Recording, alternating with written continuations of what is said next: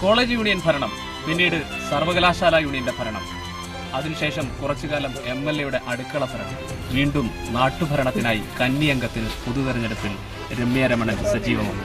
വളരെ സന്തോഷമുണ്ട്. LDFന്റെ ജില്ലാ പഞ്ചായത്തിലേക്ക് കന്നി മത്സരമാണ്. സർവകലാശാല യൂണിയന്റെ ഭാരവാഹിയായും കോളേജ് യൂണിയനിലൊക്കെ തെരഞ്ഞെടുപ്പ് നേരിട്ടുണ്ടെങ്കിലും ഒരു പൊതു തെരഞ്ഞെടുപ്പിലേക്ക് ആദ്യമായി ഇറങ്ങിയാണ്. സന്തോഷമുണ്ട്. എല്ലാവരുടെ അടുത്തു നിന്നും പോസിറ്റീവായിട്ടുള്ള റെസ്പോൺസാണ് കിട്ടുന്നത്. MLA-യുടെ തെരഞ്ഞെടുപ്പ് അനുഭവം തനിക്ക് എത്രമാത്രം ഗുണകരമാകുന്നു എന്നും രമ്യയ്ക്ക് പറയാനുണ്ട്. ഞാനൊരു സാധാരണ കർഷക തൊഴിലാളി കമ്മ്യൂണിസ്റ്റ് കുടുംബത്തിലെ അംഗമാണ്. ഒപ്പം അദ്ദേഹത്തിൻ്റെ തെരഞ്ഞെടുപ്പ് വർക്കിൽ SFI ജില്ലാ കമ്മിറ്റി അംഗം നിലയിൽ സജീവമായിട്ട് രംഗത്തുണ്ടായിരുന്നു. അപ്പോൾ തെരഞ്ഞെടുപ്പുകൾ നമുക്ക് ആദ്യമല്ല, അതുകൊണ്ട് തന്നെ ആ തെരഞ്ഞെടുപ്പിലെ അനുഭവങ്ങൾ എനിക്ക് തീർച്ചയായിട്ടും മുതൽക്കൂട്ടാണ്. രാജേഷിന്റെ പ്രവർത്തന മണ്ഡലം മാവേലിക്കരയാണ്.